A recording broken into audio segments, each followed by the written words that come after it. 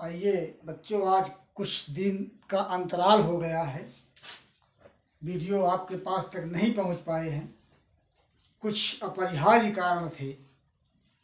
आज मैं फिर कक्षा 11 सामान्य हिंदी के अंतर्गत सूरदास का जो पद्यखंड में भ्रमर गीत का 10वां पद लेकर के आया हूँ। वीडियो में वो 6वां वीडियो है और 10वां पद्यखंड है। आइए बच्चों, इस पर चर्चा किया जाए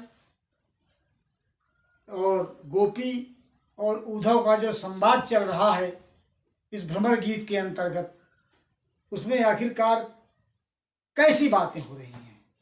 अपनी अपनी व्यथा, अपनी अपनी विवशता को व्यक्त करने का जो एक अनोखा माध्यम यहाँ पर प्रस्तुत किया जा रहा है, उसी को देखना। देखिए, आइए। निस दिन बरसत नैन हमारे, सदा रहत वर्षा ऋतु हम पर, जबते श्याम सिधारे। दृघ अंजन न रहत निशिवासर, कर कपोल भयकारे। कंचुक पट सूखत नहीं कपहूँ, उर्बिच बहत पनारे।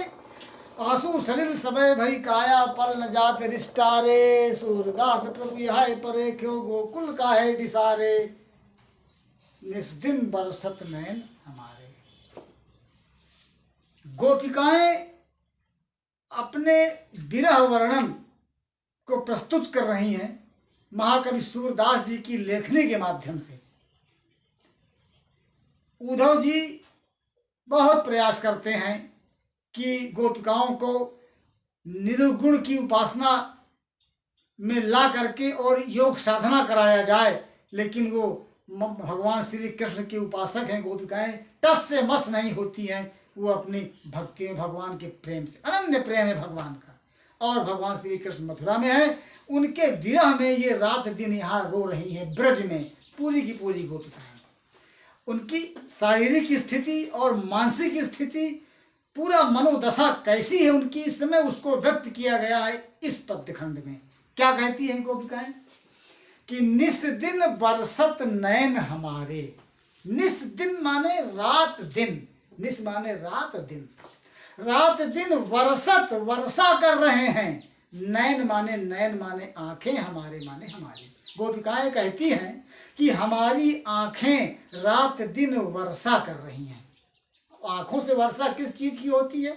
आंखों से वर्षा आंसू की होती है। अर्थात हमारी आंखों से रात दिन आंसू की वर्षा हो रही है, वर्षात हो रही है। श्री कृष्ण के वियोग में गोपिकाएं इतना रो रही हैं कि अब यहाँ पर रोना, आंसू का टपकना थोड़ा से अलग स्थिति है, और आंखों से आंसू की बरसात होना ये एक अलग स्थिति है और बड़ी स्थिति है। ये तो गोपिकाओं की स्थिति बड़ी स्थिति है इस समय विरह की। तो इसीलिए कहती है कि हमारी आंखों से रात दिन वर्षा होती रहती है। निस दिन बरसत नयन हमारे, हमारे नयन जो है, हमारी आंखें जो है, रात दिन आंसुओं की वर्षा कर रही हैं। सदा रहत वर्षा ऋतु हम पर, सदा हमेशा रहती है हमारे ऊपर वर्षा ऋतु। गोपिका कहती हैं कि हमारे ऊपर वर्षा ऋतु हमेशा बनी रहती है। वैसे वर्षा ऋतु आप जानते हैं कि हमारे देश भारत में खड ऋतुएं होती हैं, 6 ऋतुएं होती हैं। उन्हीं में से एक वर्षा ऋतु है, और 2-2 माह की एक ऋतु कही गई है। 6 ऋतु मिला करके पूरा 1 साल हो जाता है। 2-2 महीने की एक ऋतु होती है। वर्षा ऋतु में पानी बरसता है, भीषण बारिश होती है। 2 महीने के बाद, वर्षा ऋतु के बाद शरद आ गई, शिशिर आ गई, हेमंत आ गई, बसंत आ गई, ग्रीष्म आ गई, चलता रहता है क्रम, चक्रीय क्रम चलता रहता है। तो 2 ही महीना होती है। मगर गोपिकाएं कहती है कि हमारे ऊपर वर्षा ऋतु सदा रहती है, 2 महीने नहीं रहती है, हमेशा वर्षा ऋतु बनी रहती है। अर्थात हमारी आंखों से हमेशा वर्षा ही होती रहती है आंसुओं की।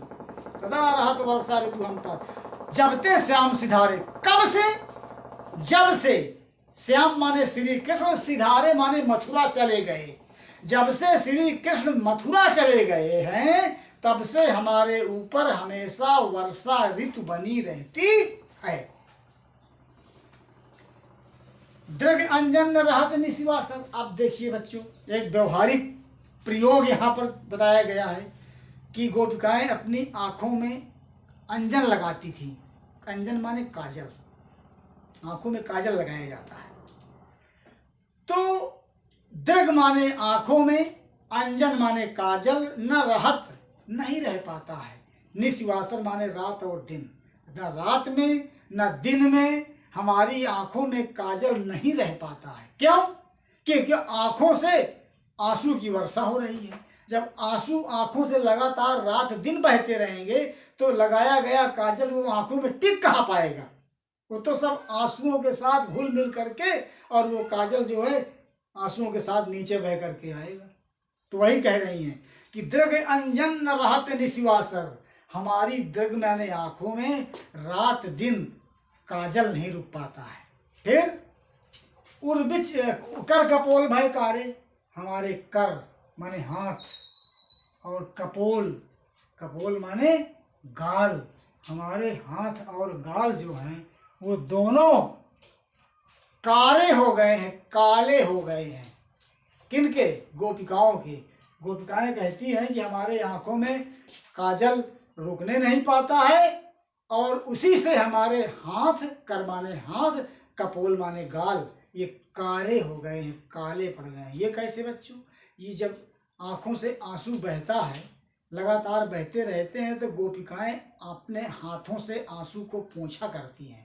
तो साथ में आंसुओं के साथ में मिला हुआ काजल भी बह रहा है, तो जब पोंछती हैं अपने आंसू को तो हाथ में काजल की कालिमा लग जाती है, तो हाथ उनके काले हो जाते हैं। इसके अलावा गाल हो करके, आंखों से जब आंसू बहता है तो गाल के ऊपर से होकर के नीचे गिरता है, तो काजल मिला हुआ, इसीलिए जब वो हाथ से पोंछती है तो उनके गाल में भी कालापन छा जाता है। तो वही कह रही हैं कि हमारे हाथ और हमारे कपोल माने गाल दोनों काले पड़ गए हैं, क्योंकि काजल आंसुओं से साथ बह रहा है और हम उसको जब पोंछती हैं तो दोनों काले पड़ जाते हैं। कंचुक पट सूखत नहीं कब हम। और ये देखिए, जब रात दिन वर्षा होगी कहीं पर, आप लोगों ने सुना होगा वर्षा सबसे ज्यादा कहाँ होती है? चेरापूंजी में, अपने देश में। कहते हैं वहाँ वर्षा सबसे ज्यादा वर्षा वहीं पर होती है, लेकिन फिर भी वहाँ रात दिन नहीं होती है, वहां भी कुछ बीच में अंतराल आता है। मगर ये ब्रज में गोपिकाओं के ऊपर वर्षा तो रात दिन हो रही, ना रात में बंद हो रही दिन में हो रही। इसका मतलब कि सबसे ज्यादा वर्षा उस समय वही होती थी। बच्चों, अब ये एक दूसरे अर्थ में आप इसको ले लीजिए, केवल हमने इस आपको बता दिया केवल समझने के लिए कि वहां ये अतिशयोक्ति पूर्ण वर्णन यहाँ पर है। इसमें अतिशयोक्ति, सूरदास जी ने अतिशयोक्ति अलंकार का प्रयोग कर दिया है कि रात दिन आंसू बहा करते हैं, आंसुओं की वर्षा होती रहती है, अतिशयोक्ति है। तो फिर क्या हुआ? जब वो आंसू बहते रहते हैं तो कहते हैं कंचुक पट सूखत नहीं कबहू। कंचुक माने होता है ऊपर पहनने वाला वस्त्र, ये अर्थात चोली, चोली अंगवस्त्र जो ऊपर पहना जाता है वो उसको कंचुक बोलते हैं। कंचुक वस्त्र, पट माने वस्त्र, सूखत नहीं कबहू, कभी सूखने नहीं पाता है। गोपिकाएं कहती हैं कि हमारी चोली जो है वो कभी सूखती ही नहीं है। क्यों? कि रात दिन ऊपर से वर्षा आंसू की होती रहती है, आंसू बह करके गालों से हो करके नीचे छाती पर आता है और ऊपर पहना गया जो वस्त्र होता है, कंचुक जो होता है, चोली होती है, वो हमेशा आंसू से भीगी रहती है। अरे थोड़ी देर के लिए आंसू निकले तब तक तो ठीक है, रात दिन जब आंसू बहते ही रहेंगे लगातार तो भीग जाएगा ही और कभी सूखेगा भी नहीं। तो वही कह रही हैं कि कंचुक पट सूखत नहीं कबहू, हमारा चोली वस्त्र जो है, चोली वाला कपड़ा जो है कभी सूखता नहीं है। उर बिच बहत पनारे, उर माने हृदय के, बिच माने बीच से पनारे बहा करते हैं। पनारा, पनारा आप लोगों ने सुना होगा ना, पनारा अटारी वगैरह में लगाया जाता है, जहाँ से पानी इकट्ठा होकर के पूरे छत का पानी एक साथ निकलता है, धार के साथ निकलती है, पूरी धारा बहती है पानी की, उसको पनारा बोलते हैं। तो कहती है कि हमारे उर के बीच से पनारा बहा करता है। पनारा अर्थात धारा, काहे की धारा? आंसुओं की धारा। मैंने बता दिया आपको ना कि अश्वेत पूर्ववर्ण है। तो कहती है कि हमारे छाती के बीच से आंसुओं की धारा बहा करती है और इसीलिए हमारा जो अंग वस्त्र है, जो चोली वाला कपड़ा है ऊपर वाला, वो कभी सूखता नहीं है, हमेशा आंसुओं से गीला ही रहता है। आंसू सलिल सबे भई काया, सारी काया भई सबे काया माने पूरी शरीर हमारी जो है आंसू के रूप में सलिल बन गई है, पानी पानी, पूरा शरीर पानी पानी हो गया है और वो आंसू के रूप में बह रहा है। आंसू सलिल सबे भई काया, सलिल माने पानी, काया माने शरीर, पूरी शरीर पानी हो गई है और वो आंसू के रूप में बह रही है।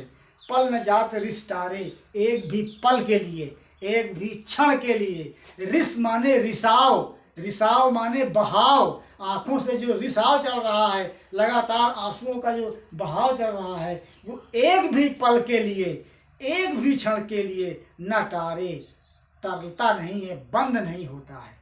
लगातार रिसाव हो रहा है आंसुओं का आंखों से, एक भी पल के लिए वो रिसाव रुकता नहीं है।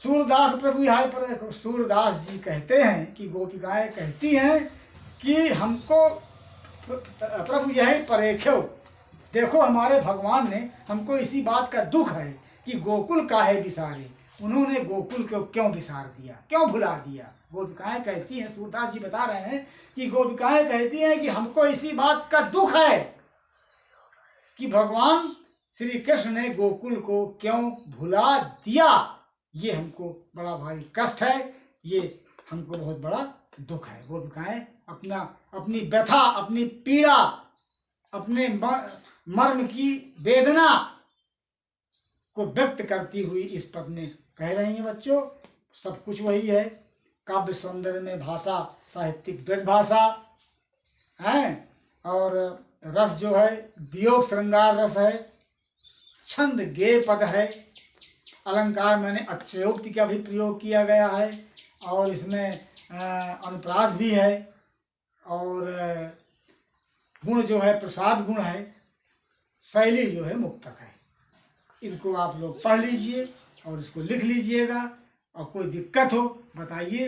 ये आज वीडियो हम आपको इसीलिए लाए हुए हैं कि बीच में अंतराल का जो स्थान एक रिक्त हुआ था उसको भरा जाए, आप लोग फिर से जुड़ें और चलें इस पर। धन्यवाद।